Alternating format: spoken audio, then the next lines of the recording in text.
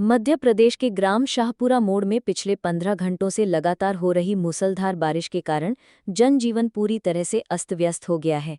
इस भीषण वर्षा ने गांव के अधिकांश हिस्सों में जलभराव की गंभीर स्थिति पैदा कर दी है, जिससे स्थानीय लोगों को भारी दिक्कतों का सामना करना पड़ रहा है। सबसे अधिक प्रभावित घरों में से एक कमल पिता मदन लाल जी का मकान है, जिसमें लगातार बारिश के चलते भारी मात्रा में पानी भर गया है।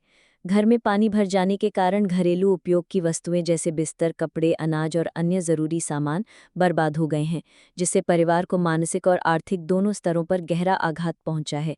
इसके अलावा कमल जी के घर में पाली जा रही गायों को भी इस जलभराव के कारण गंभीर समस्या का सामना करना पड़ रहा है।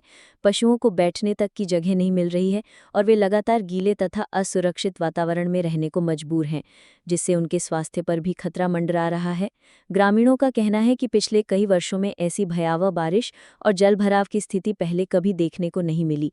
जल निकासी की कोई उचित व्यवस्था न होने के कारण पानी लगातार मकानों में घुस रहा है और स्थिति बद से बदतर होती जा रही है। गांव के अन्य हिस्सों से भी इसी तरह की समस्याओं की खबरें सामने आ रही हैं, जहां कई परिवारों ने अपने घर छोड़कर ऊंचे स्थानों पर शरण लेनी शुरू कर दी है। गांव की गलियों में चारों ओर पानी फैला हुआ है, जिससे लोगों का बाहर निकलना बेहद कठिन हो गया है। प्रशासन को घटना की सूचना दे दी गई है, लेकिन अभी तक कोई राहत कार्य प्रारंभ नहीं हुआ है और न ही कोई अधिकारी मौके पर पहुंचा है। ग्रामीणों ने शासन प्रशासन से मांग की है कि जल्द से जल्द राहत सामग्री, पंप मशीनें तथा पशु चिकित्सा सहायता गांव में भेजी जाए, ताकि पीड़ित परिवारों को राहत मिल सके। लोगों का कहना है कि यदि अगले कुछ घंटों में बारिश बंद नहीं हुई और जल निकासी की कोई व्यवस्था नहीं की गई, तो गांव में स्थिति और अधिक गंभीर हो सकती है और जानमाल दोनों का नुकसान होने की आशंका बढ़ जाएगी। कई परिवार तो रात भर जागकर अपने घरों से पानी निकालते रहे, लेकिन बारिश की तीव्रता ने सभी प्रयासों को निष्फल कर दिया।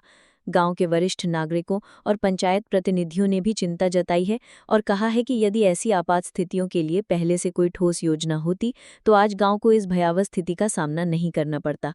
फिलहाल गांववासी अपने स्तर पर ही एक दूसरे की सहायता कर रहे हैं और प्रशासन से तत्काल हस्तक्षेप की अपील कर रहे हैं।